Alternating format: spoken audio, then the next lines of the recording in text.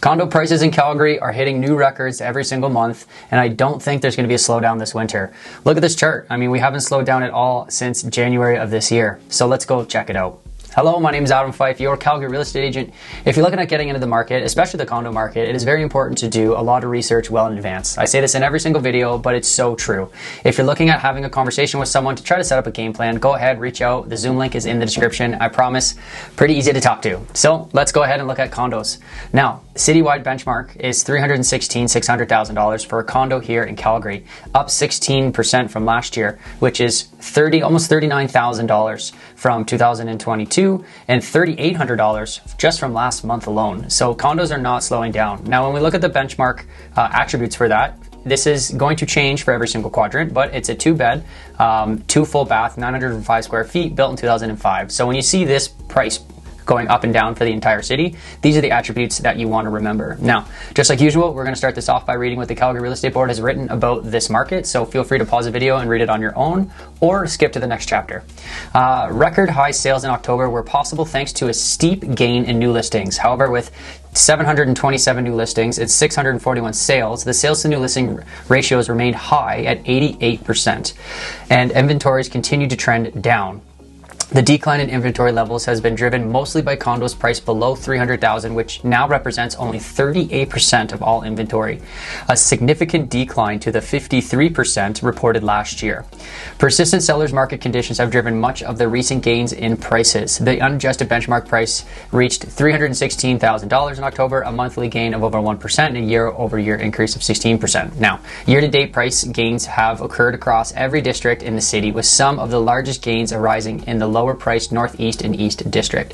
So basically what I'm reading here is that even though that there's new listings coming on the market, and even though there's a lot of sales, the inventory is actually falling, which is crazy. That just means that all of the sales are eating up all of the listings, and there's just not that much left over at the end of the month. So condos is a very, very hot topic right now, especially for short-term rentals and just investment properties. For most people, condos are typically the easiest thing to purchase. So it's a very tricky market to navigate, because the rent increases have not increased as much as needed to offset the increase in price as well as the increase in interest rate. So it's getting harder and harder to find good condos for investment purposes, and the condo market has also gained a lot of attraction for people who are just looking to get that affordable product here in Calgary. So let's continue on. Now, I really do like this chart. It is a very visually pleasing chart. The red bar is the price point. You can see that we have not slowed down since January of this year. It's every single month we've seen increases pretty steadily at that. You can see that the inventory has somewhat fallen from the summer months, but has now somewhat leveled off, and sales are continuing to slowly decline from the summer months as well. I would imagine that the sales and the inventories are going to fall, but the pricing is going to continue to go up. If not, I don't really see it stabilizing this winter. I would more or less see it going up, but yeah, very good to know. We need to break it down into individual communities. Now, I think I'm going to touch on this more often than not. I used to touch on it before, not so much lately, so I want to go about this. So you can see that the sales have actually fallen from last month, the new listings haven't fallen, and the inventory has also fallen. So clearly, we're starting to slow down going into the winter markets. The days on market has stayed relatively flat, going all the way back to April, hovering around 27 to 29 days, average days on market. You can see that the price point has steadily increased. The average price has also increased, as well as the median price. So all of the price points, at least over the last 2 to 3 months, are starting to increase, shifting to more expensive product in the city. So pretty crazy stuff.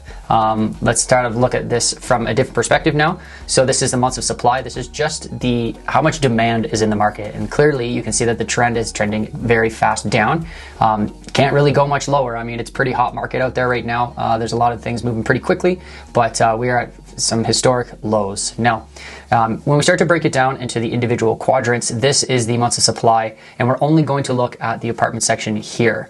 And you can see that the city center as well as Calgary Northwest have the most amount of months of supply, which is a month and a half, which is still a seller's market, where everything else is hovering just around 1 month of supply. So pretty hot market pretty much anywhere that you go within the city. Now, this one's quite fascinating because this is the benchmark price for the entire city broken down into quadrants. You can see that everything relatively hovers around $280 to 305, I would guess, just based off of this chart.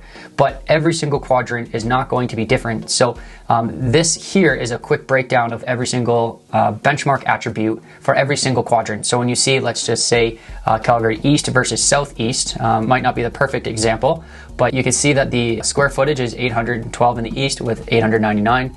It's a 2-bed with 1 full bath on the east side, but it's a 2-bed with 2 bath on the southeast side. The biggest difference being the year that it was built. The southeast is going to be a lot newer than the east, hence why the east is probably going to be a lot more cheaper overall. So kind of a weird explanation there. I do apologize, kind of like tripping over my words, but that's kind of in a nutshell. Every single quadrant will have a little bit of a different attribute. So even if the pricing is very similar, the attributes are going to be very important to realize, because not all apartments are going to be the same. If you look at the chart, you can see that there's many different years of product being built, and yet the pricing is somewhat the same across the city. So I guess that's where I was going with that. Year-over-year price growth. This is quite interesting for people who have assets that are looking to figure out what's going on with their equity. You can see that places like Northeast and East, like alleviated to in the written description, are seeing the biggest increase. You can see that East Calgary saw over 30%, which is pretty gnarly. That's a very large increase year over year. And where does that leave you? I mean, at the end of the day, I have partnered with a AI software. Very, very cool. I've had a lot of interesting conversations from this software.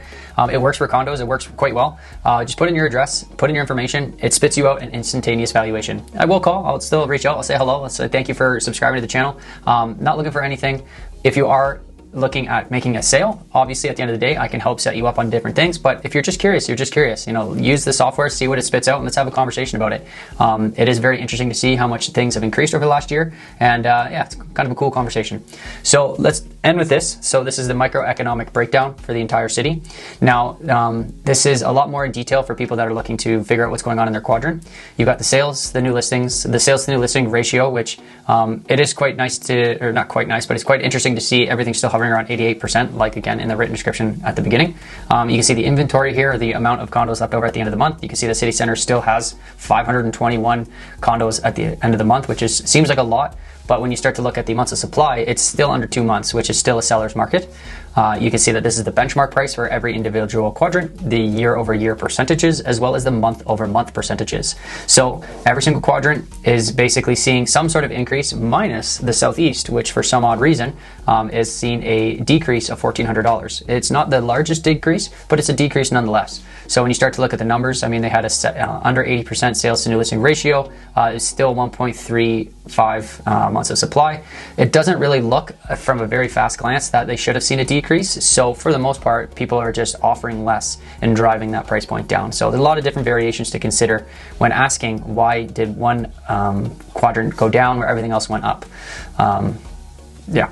So with that being said, where's the market going to go? So this is a chart here. This is just kind of an indicator of the price point that's happened over the last, let's say, 6 years. And I would argue that Calgary condos are going to continue to rise. There are still many condos that I have personally witnessed and seen that have not achieved the 2006-07 price point. Believe it or not, there's still many condos around the city that have not achieved that price, which is pretty crazy. But the benchmark price is reaching new levels, meaning the average of the entire city. So if you have any questions, go ahead, reach out. I promise I'm pretty easy to talk to, and I like these numbers quite a bit. So thank you very much for supporting the channel. I really appreciate all the support that I get. We'll see you on the next one. Peace.